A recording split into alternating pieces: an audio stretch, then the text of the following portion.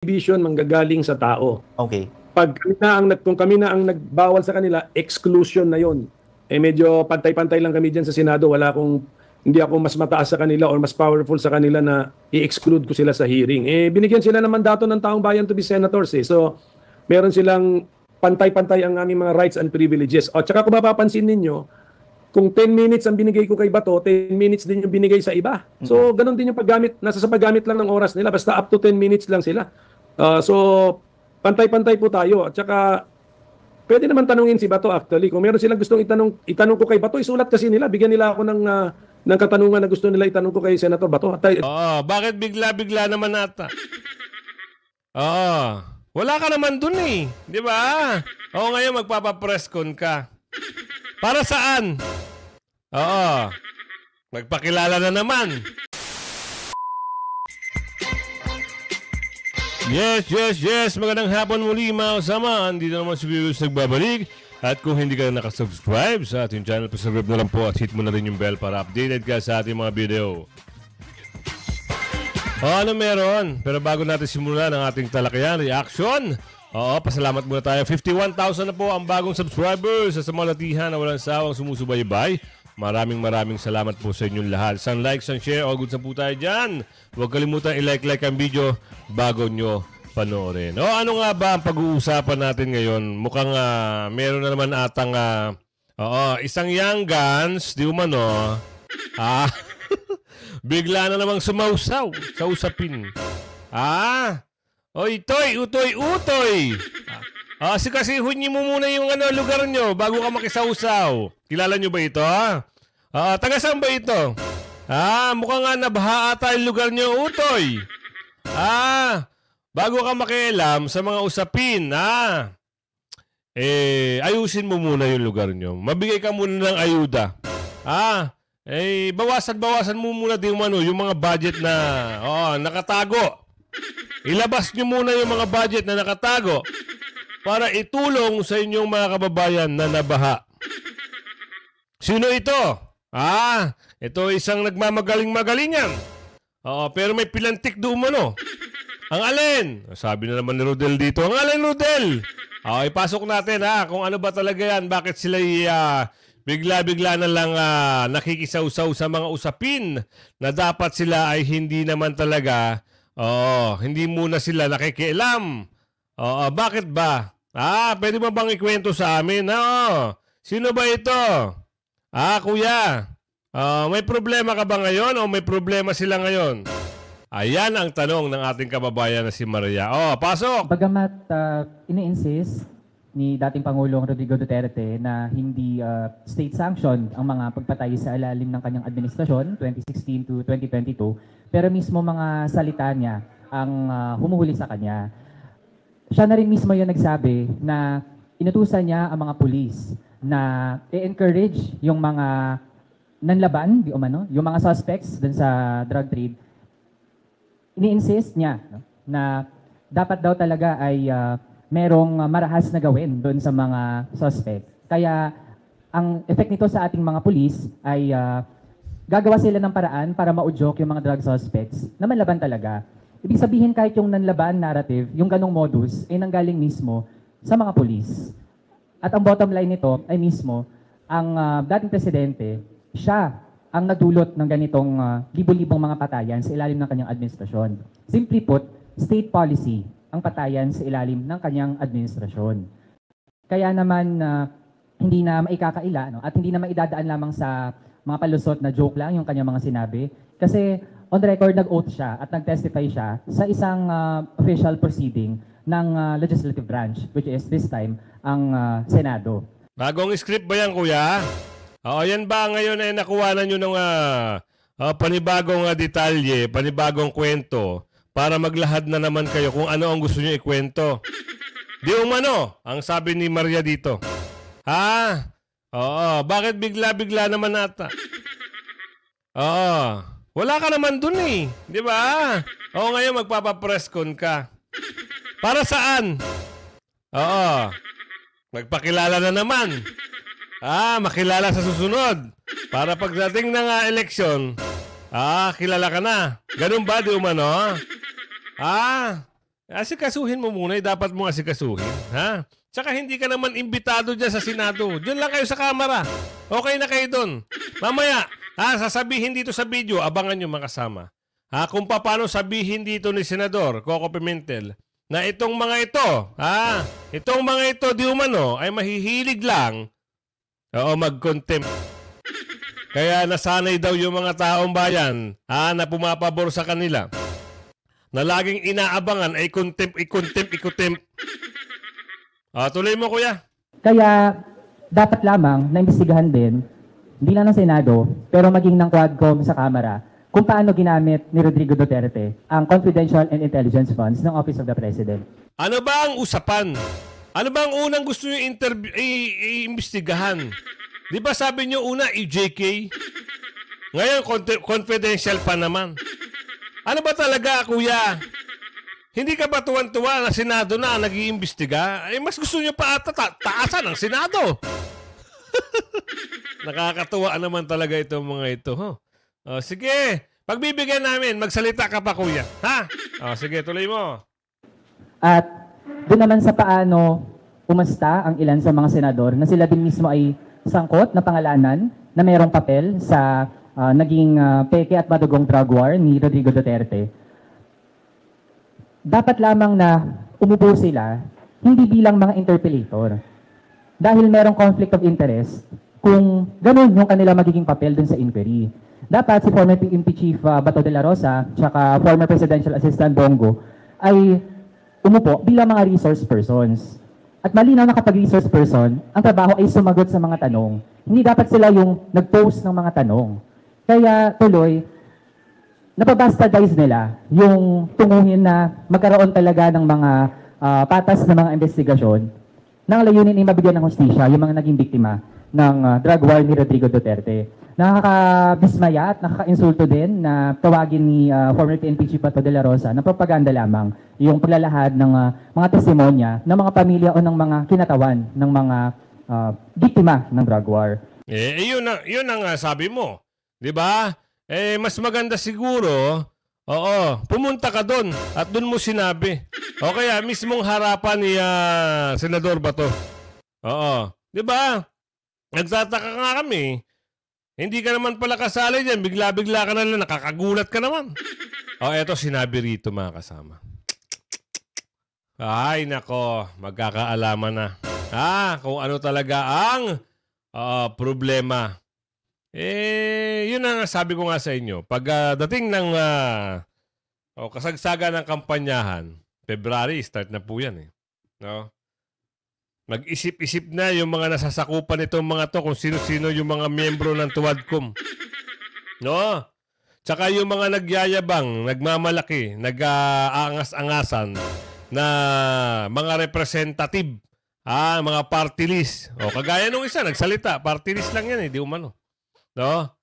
Siya pa ngayon may alam niya kung ikala mo kung sino kung bumabati ko sa BP, ikala mo kaya niyang pantayin yung boto ng BP.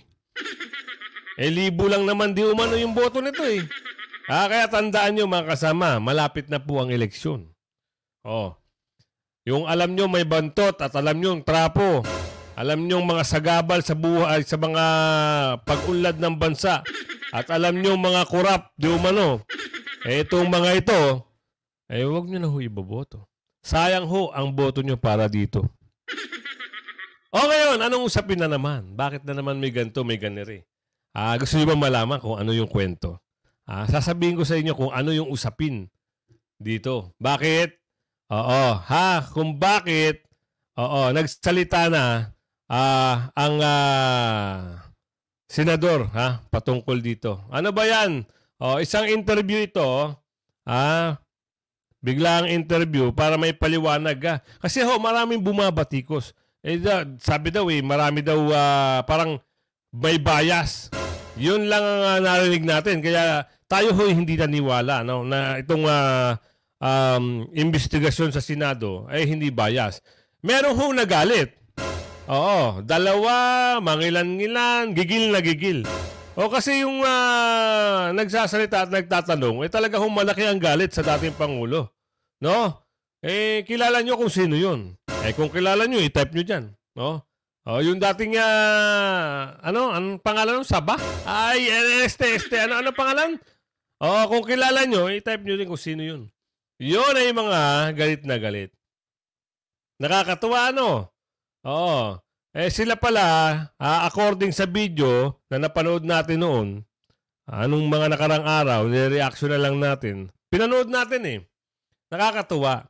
Yung palang isang babae na yon, kung sino pala yung nakulong di umano, yun pala ay naging mataas ang posisyon noong panahon ng nakarang administrasyon, Pangulong Noynoy. Mataas ang posisyon. Nagtataka ang mga tao, tataka rin ang mga senador, mga ibang senador dito, lalong-lalo na si Senador Jinggoy, nagtataka siya. Kung alam niya palang may aligasyon, sinabi, napahiya nga yung babae na yun eh. Kung alam mo palang may aligasyon, merong kaso, o may gusto kang isampang kaso, dapat sinampahan mo noon pa. Anong ginawa mo? Pinalipas mo. Ayan, napahiya tuloy. Tapos ngayon, habang nagsasalita itong si Senador Jinggoy, yung nasa gilid niya naman, parang gigil na gigil din. Ayun, ito na, bibigay ko sa inyo yung video, para naman na mapakita natin sa ating kababayan kung ano yung mga reaction dito. Pasok mo. Just to be clear, baka rin po may mga nagtatanong na, let's say, mga netizen na ba't hindi i-cite in contempt? Yung subcommittee, sir, ay walang power to cite the former president in contempt. Yun siguro nasa isip ng lahat kasi nahilig sila dyan sa contempt dahil napanood nila sa Quadcom, ang daming kino-contempt. Alam mo yung bungad na paragraph sa instruction sa subcommittee, kinote yung section 20 ng aming rules.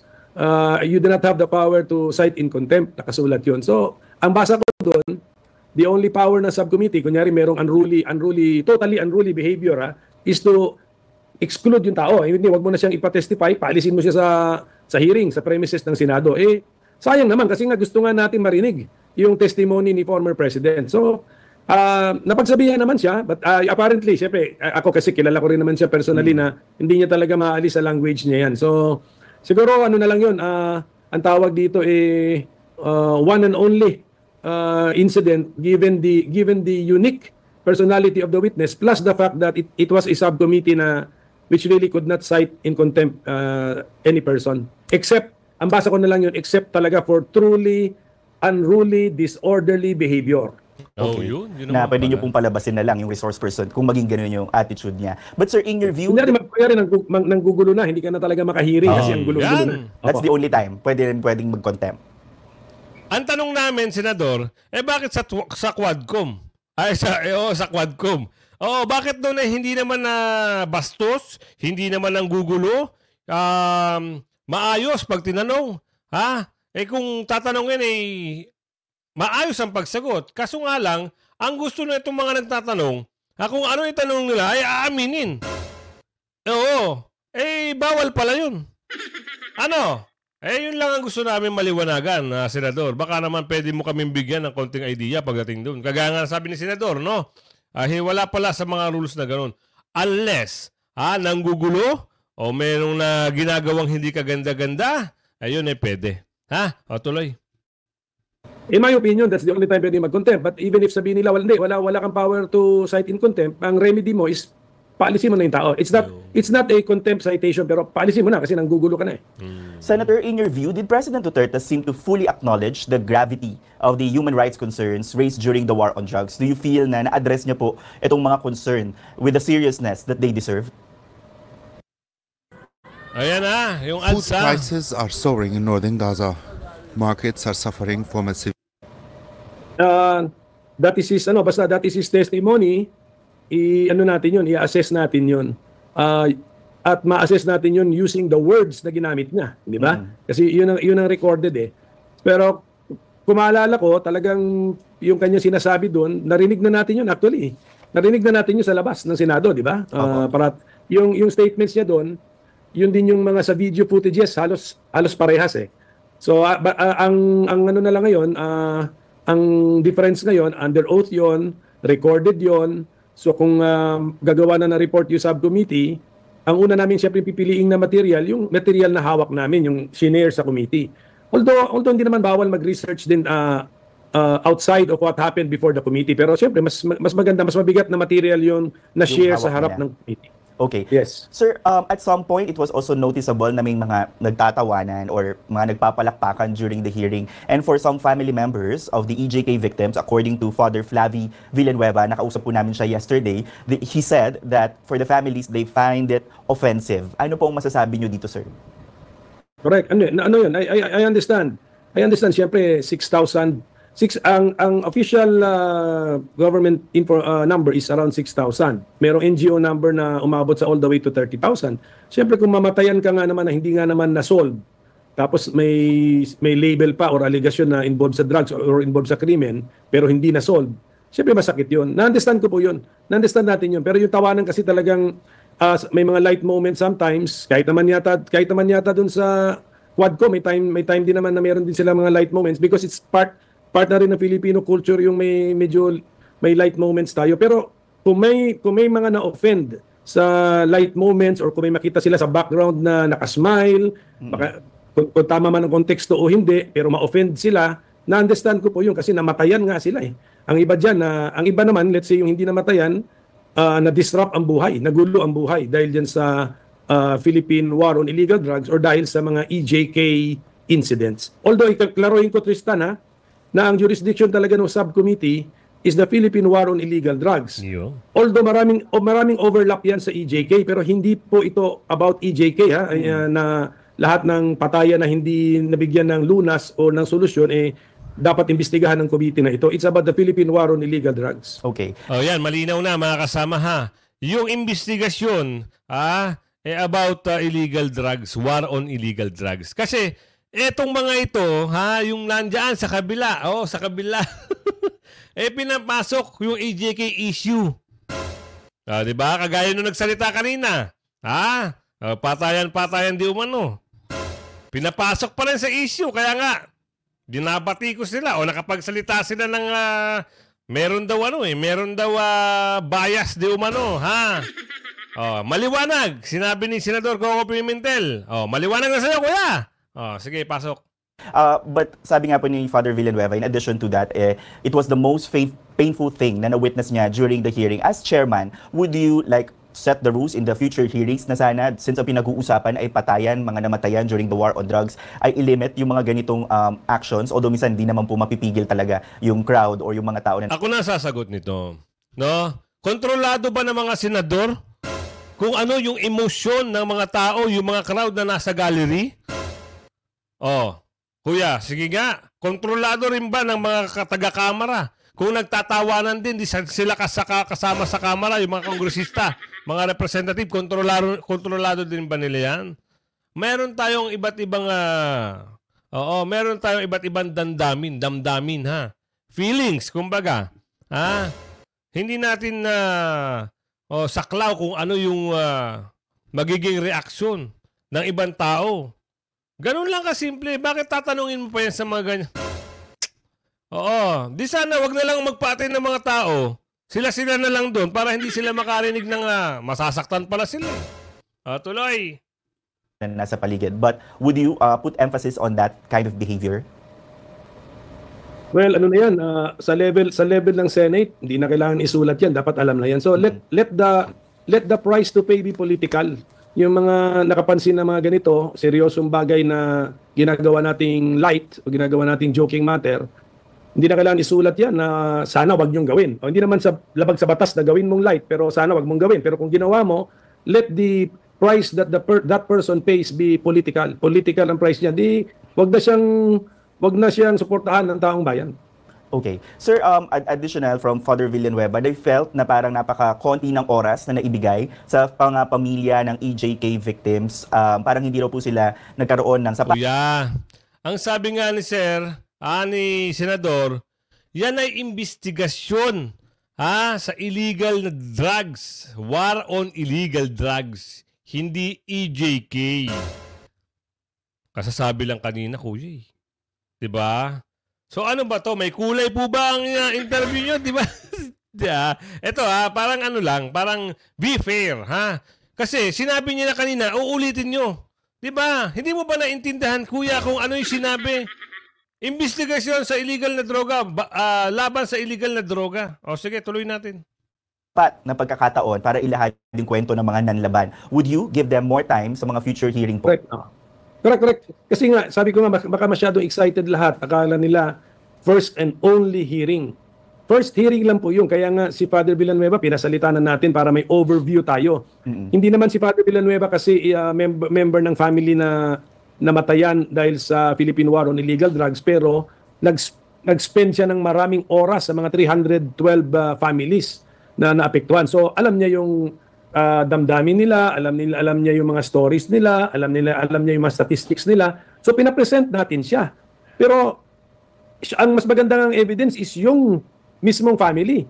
O pero 312 yun, wag naman mamimili tayo ron tapos ipapasalita rin natin sila. Pero hindi nga medyo na-excite lang siguro lahat sa first hearing na akala nila maybe last chance na nila. Hindi po natin gagawing first and only hearing. Yun meron pang pangalawang hearing, and then we will give time sa victim families, additional victim families, and then ipurso naman natin yung allegation ni Garma. Kaya dapat si Garma humarap din sa subcommittee. Kaya yung schedule natin, pag i-schedule ko tong second hearing ko, I have to make sure na pupunta si Garma. Hindi pwedeng hindi siya pumunta. Okay. Sir, the National Union of People's Lawyers questioned yung active participation po ng ilang mga senador who are being linked in the drug war campaign, like Senators Bato de la Rosa and Bongo. Ang description pa nga po nila sa nangyaring probe ay a platform for those involved and the accused. How would you react to that, sir? And would you suggest na mag-inhibit din? Ang inhibition manggagaling sa tao. Okay. Kung kami na ang nagbawal sa kanila, exclusion na yon. Medyo pantay-pantay lang kami diyan sa Senado. Hindi ako mas mataas sa kanila or mas powerful sa kanila na i-exclude ko sila sa hearing. Binigyan sila ng mandato ng taong bayan to be senators. So, meron silang pantay-pantay ang aming mga rights and privileges. At saka kung mapapansin ninyo, kung 10 minutes ang binigay ko kay Bato, 10 minutes din yung binigay sa iba. So, ganun din yung paggamit. Nasa sa paggamit lang ng oras nila. Basta up to 10 minutes lang sila. So, pantay-pantay po tayo. At saka, pwede naman tanungin si Bato actually. Kung meron silang gustong itanong ko kay Bato, isulat kasi nila. Bigyan nila ako ng katanungan na gusto nila itanong ko kay Senator Bato. At tatanong po natin. Okay, so pwede rin sir maging resource person si Senator Bato. Kung halimbawa may mga tanong po, kayo na ang magtatanong kay Senator Bato or kay Senator Go. Nagbo-volunteer nga si Senator Bato Ask me question, sabi niya. Ako din sabi niya, isama mo ko kasi tinanong ko yung mga former chiefs ng PNP. Nakalimutan ko, former chief nga pala siya. So sabi, tinaas niya kamay niya, how about me? Hindi ba former chief din ako? Gusto ko magsalita niya. Sabi ko, of course, sige, go ahead. Ano naman sila? Open naman sila lahat ng senador to have exchanges. Ano bang alam mo rito sa topic na ito? Gusto mo bang i-sharing? Ganun. Pero siyempre kapantay lang namin 'yan. Hindi namin pwedeng sabihin yes or no only you are forced to answer. Hindi pwede. Hindi pwede kasi. Okay. Alam mo, hindi yan kagaya ng camera ng yes or no sa pool. Sino-sino? Ang mga Tradcom di umano. Sa pool. Tuloy. hindi ko naman kasalanan na nasa Senado yung mga yan, di ba? Binigyan din sila ng mandato ng taong bayan. So dapat respeto rin natin yung mandato na binigay sa kanila na parehas din na binigay sa akin. Tama. And the decision to inhibit would be coming from them, sir. Sila dapat ang magkusa kung gusto nilang mag-inhibit. That's the definition ng inhibit. Dapat galing sa sarili mo. Okay. Alright, ayan, napakinggan na natin kung ano yung mensahe at paliwanag. May paliwanag. Hindi sila basta-basta magko-contempt, at hindi yes or no. Kaya nga yung iba, nagtataka tayo. Ang pagkakalam ng iba ay may bias. At ang pagkakalam ng iba ay investigasyon sa EJK. Una pa lang sinabi na yan na yan po ay investigasyon sa war on drugs. Yan po, kaya nakaatin ang dating Pangulo dahil siya ay na-accuse na siya ay mastermind. So ayan, sinagot lahat. Ngayon, ano pa? Tapos meron pang mga pasaring yung iba na mas marami daw yung question. Mas marami daw yung oras doon sa mga, alam nyo na, narinig nyo naman yung video. Kaya eto, bibigyan ko kayo ng isang slide pa na, pati si Atty. Panielo ay nagsalita na rin. Attorney, pwede mo ba sa amin ipaliwanag kung ano-ano yung mga pwedeng mangyari, pwede bang kasuhan o hindi pwedeng kasuhan, diyan sa, kayo na rin magpaliwanag sa taong bayan. Eto, ipasok nyo. Sa naging pahay ni Senator Chase, makukumbinsi ba niya yung mga testigo doon sa war on drugs o laban sa war on drugs si former President Rodrigo Duterte at maging kay pastor na magsampa ng kaso at kung sakali, attorney, ay tatayo ba ito at maipapanalo nila ito? Number one, what is the business of the Senate President encouraging people to file complaint? That is not your job, Mr. Senate President. Problema eh. Basta kayo nakakakita ng pagkakataon ng publisidad, pumapasok kayo. Hindi mo trabaho yan. Pangalawa, yung mga salita mo na napanood ko sa news, hinuhusgahan mo na si Presidente Duterte. Nag-iimbestiga kayo, pagkatapos sasabihin mo na yung mga sinabi na ron, ay kesyo, admission, ganito. Dito pwede yan, abogado ka pa naman. Yan ang aking masasabi dyan. Pero alam mo, matagal na na kung meron kayong reklamo sa kanya, alkalde siya, presidente siya, maghain kayo ng demanda ever since, paulit-ulit na. Yung si Dilima, yung senador ang kaibigan mo, matagal na, kaya binanata siya ni Jinggoy. Tagal mo na hindi ka naman nagpapile. Bakit hindi nagpapile? Kasi hindi totoo. Puro invento nila. Puro nilikha nila yan eh. Puro paninira. Puro politika. Ayan ang nalalaman. Ang Senate President, sama na sama yan noon sa mga lakad namin sa biyahe. Nagsisiksik yan kay Presidente Duterte. Ngayon, naging puno lang na sinay na ko, Inoy. Sabi man, di ka na magpara. Ay, nako. Anyway, sige na nga. Baka ko na masabi ko pa sa bumili. Attorney, ano masasabi mo naman sa pahayag ng Quadcom na dapat sampahan ng Department of Justice ng kaso si dating Pangulong Duterte dahil sa naging mga pahayag nito sa Senate hearing, kabilang daw dito ang paghikayat sa Pangulo sa mga kapulisan na lumaban sa kanila, ang kanilang target na suspect at pagkakaroon daw ng death squad. Ng Pangulo noong mayor pa ito ng Davao City. Sinabi din ng Manila Representative Benny Abante na kaibigan mo, and I quote, when a leader knowingly permits the slaughter of civilians under his watch and when he admits that he bears responsibility, it is an inescapable truth. He is criminally liable, end of quote. This is not a case of semantics or vague responsibility. This is a direct admission from the former president himself by publicly taking full responsibility for the thousands of extrajudicial killings that plague our nation during his term. Duterte has admitted to a level of command responsibility that the law considers criminal, end of quote. Yan ang sabi ng iyong kaibigan na nandyan sa Kamara, Attorney Sal, at sana daw gamitin ng ICC at ng DOJ na naging pahayag ni former President. Yan ang sabi ng mga kaibigan mo sa Senado, sina Ontiveros, yan, sina Abante. Attorney Sal? Alam mo yung mga yan, hindi kaya nila DOJ magsampala kay dating Presidente Duterte. Ang hikayatin yun, DOJ, mag-file ng kaso sa inyo, dalawa na, ni Fernandez. Kasi ang ginawa ninyo kay Colonel Hector Grijalde Jr. ay subordination of perjury. Hinikayat nyo, pinipilit nyo na magsinungaling under oath. O yan, binulgar kayo. Siyempre, tinatanggi nyo. Pero, klarong-klaro eh. O yan, kayo dapat nakasuhan eh. Yung sinasabi nyo kay Presidente Duterte na pag-amin, walang kaso, walang inamin si Duterte na nag-commit siya ng krimen. At saka, even assuming na sinasabi niya, o sige, i-encourage niyo yung mga kriminal. O bakit, anong krimen doon? Sige nga, ang problema sa inyo, hindi naman kayo mga abogado, nag-aabogaduhan kayo. Hindi yung krimen yun. Encouraging them to kill. O sige, barilin mo ako para mabaril din kita. O anong krimen doon? Ay, nako, sabi nga ni Franco, ay, nako, Grant. Ay, nako.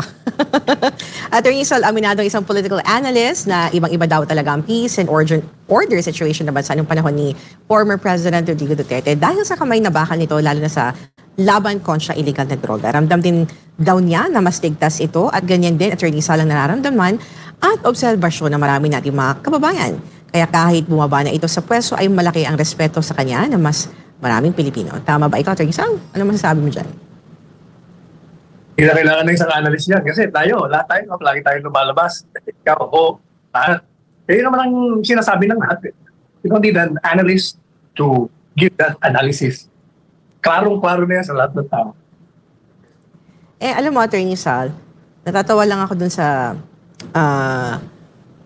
yung hindi makatugma yung statement ng administrasyon sa nangyayari sa bansa. Like, the reaction of Executive Secretary Bersamin, Attorney Sal, kung maalala mo, that he reacted doon sa statement ni PRRD about sa criminality, no, problema sa kriminalidad sa bansa. And then after he made that statement, Attorney Sal, may lumabas na balita, Attorney Sal, na may krimen na nangyayari somewhere in Palawan and other parts of the country. So, hindi ramdam na mga nasa ground, Attorney Sal, yung nagiging statement naman na nasa gobyerno.